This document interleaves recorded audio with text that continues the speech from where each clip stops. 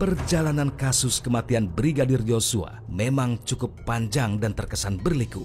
Padahal menurut sejumlah pakar, kasus ini tergolong kasus biasa saja. Sayangnya awal pengungkapan kasus ini terkesan ditutup-tutupi hingga pihak keluarga mengajukan tuntutan untuk otopsi ulang. Rabu 27 Juli 2022, proses otopsi ulang Brigadir Yosua dilakukan. Tangis Bunda Brigadir Yosua di tengah proses otopsi tersebut kembali pecah.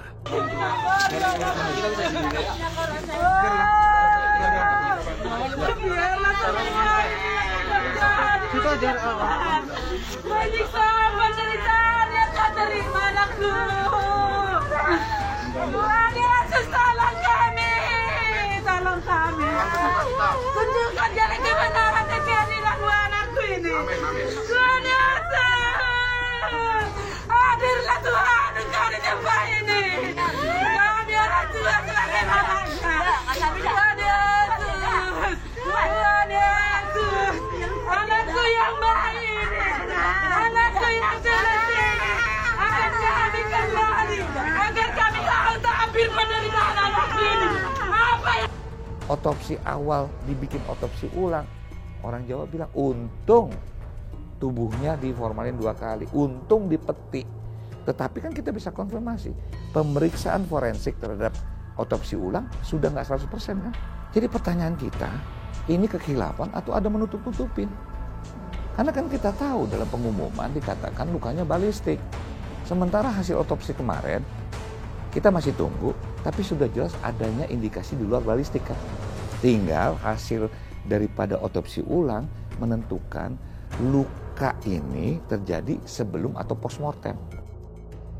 Informasi sementara yang diterima keluarga pasca otopsi ulang, ada sejumlah luka yang tidak dilaporkan dari otopsi pertama, seperti diantaranya tentang kaki kanan Brigadir J yang patah.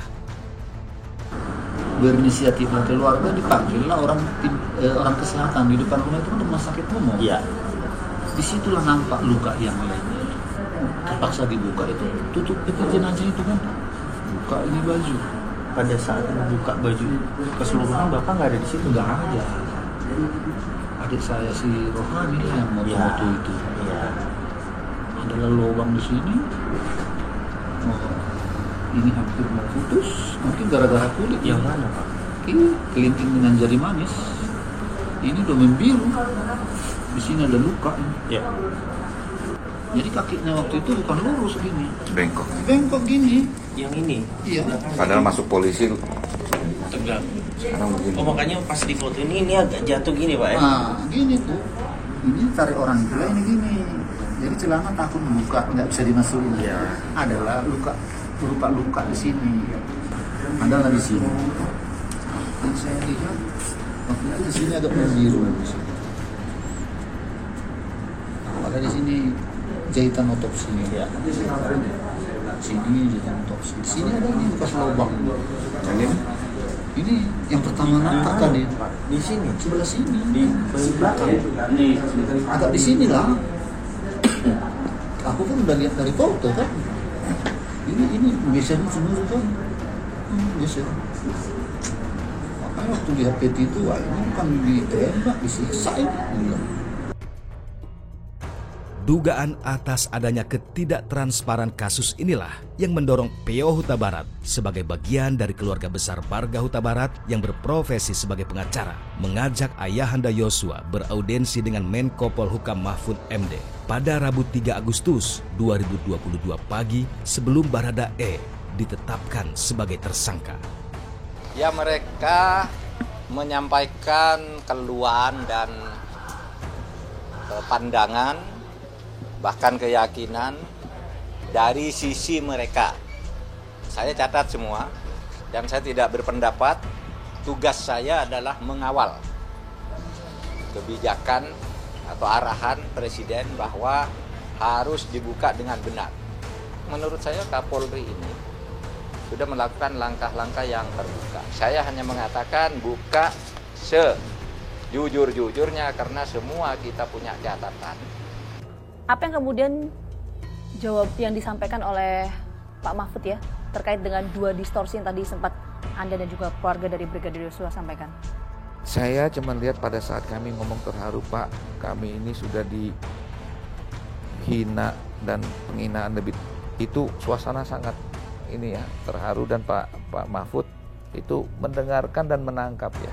Ini kayak jeritan dari keluarga Huta Barat, dan Pak Mahfud cuma mengatakan, saya nggak bisa ngomong banyak lah. Dia orang yang sangat berintegritas. Bahkan kami sangat tersentuh begitu Pak Mahfud katakan, pada saat saya ngomong kasus ini, yang ngomong ini kok kenapa lama banget, kayak kantor polisi, kayak libur aja. Itu ternyata Bapak tuh lagi di Mekah, lagi naik haji. Jadi kita lihat, udah nggak kita ragukan, Pak Mahfud detik demi detik itu udah memperhatikan. Bahkan kemarin habis ratas, dia kembali lagi nyatakan, Pak Jokowi kembali lagi menegaskan hal ini. Jadi kami percaya bahwa Pak Jokowi dan Pak Mahfud ini merupakan cahaya lilin kecil yang nyala terang, yang akan menuntun kami keluar dari terowongan gelap. Itu kami percaya. Jadi Pak Mahfud katakan terima kasih masukannya, kamu percaya, itu semuanya lega ya. Kembali lagi, kami ini cuma tuntutan moral, kami ini mewakili masyarakat. Bagi PO Huta Barat, pengungkapan kasus ini secara terang benderang dan sebenar-benarnya adalah penting, sebab menyangkut nama baik keluarga besarnya, khususnya seputar tuduhan yang dialamatkan pada Brigadir Yosua yang dituduh telah melakukan pelecehan terhadap Putri Chandrawati, istri Irjen Verdi Sambo. Yang kami takut ini, dari awal, ini yang saya mau cerita yang pertama nih distorsinya. Dari awal tadi kami nangis, Bapak, saya juga ikut nangis. Yang terjadi adalah seperti pameo atau ibarat di masyarakat yang mengatakan fitnah lebih kejam daripada pembunuhan. Kenapa saya katakan begitu? Sudah 30 hari ini, begitu ada kejadian tanggal 8, tanggal 11 konvers oleh Penmas, tanggal 12 oleh Kapolres, di situ sudah dikatakan ada tindak pidana dilakukan oleh adik saya. Saya katakan tadi ya, saya nomor adik saya. Padahal belum ada putusan pengadilan kan? Padahal itu hanya sekadar adanya laporan. Pada saat terjadi tanggal 8, polisi bilang mereksa-mereksa, maka terjadilah. Dan di dalam keterangan pers di Mabes dikatakan, sudah pasti Baradae itu bukan karena lain-lain, dia membela diri. Karena sebelumnya sudah ada tindakan pelecehan seksual. Mbak, saya cuma mengatakan begini, nangis kita. Ini anak saya, Brigadir J, tahun 2000, diberikan penghargaan sebagai polisi yang berjasa gitu. Lah, ini kok asas praduga tak bersalah gimana? Mohon maaf, dari pengacaranya Baradae ngomong, harus dong dianggap pahlawan. Iya, berarti kami ini menerima stigma dong, bahwa kami adalah marga Huta Barat yang melakukan tindakan pencabulan.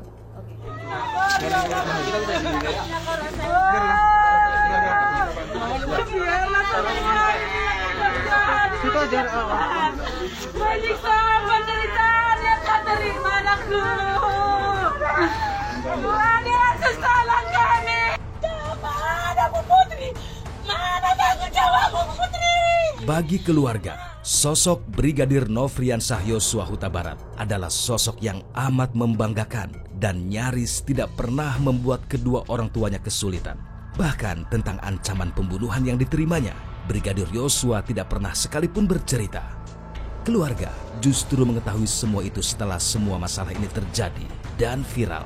Gambaran itulah yang disampaikan Samuel Huta Barat kepada tim Fakta. Kenangan indah sama anak kita almarhum ini, dia ini nggak mau menyusahkan kita. Hal sekecil apapun yang dia alami, kesusahan, nggak mau dia menceritakan. Selalu yang manis. Selalu orang tua dihiburnya. Seperti yang saya bilang tadi, kalau dia pulang ke rumah, dia hibur kami itu. Dia hibur. Tidurnya pun sama mamanya itu. Sudah umur 27 tahun masih mau tidur di ketiak mamanya. Itulah yang selalu saya ingat. Memang beda anak kami yang satu ini. Beda. Memang kami sangat terpukul lah. Sangat terpukul. Saya tidak menyangka begitu dia meninggalnya secara sadis. Kalau mungkin boleh kalian lihat itu foto-foto luka-lukanya. Waduh. Sampai saat ini saya paling tidur 1 jam 1 malam. Boleh kita lihat wajah saya pucat. 5 kilo saya turun. baru 1 bulan proses 5 kilo. Paling tidak memuji dia, paling soleh. Dia berangkat kerja kemana selalu Alkitab saya sodorkan. Sampai ke liang kubur kemarin kusuruh dibawa. Kalau dia berjuang di Papua, kita ikhlas. Ini, aduh. Ya kita tunggulah hasil forensik. Biarlah Tuhan yang bekerja. Biarlah Tuhan yang bekerja. Saya yakin. Kalau udah Tuhan bekerja, tidak ada yang mampu melawan Tuhan. Saya yakin. Setinggi manapun pangkat dia. Saya yakin. Saya aminkan itu.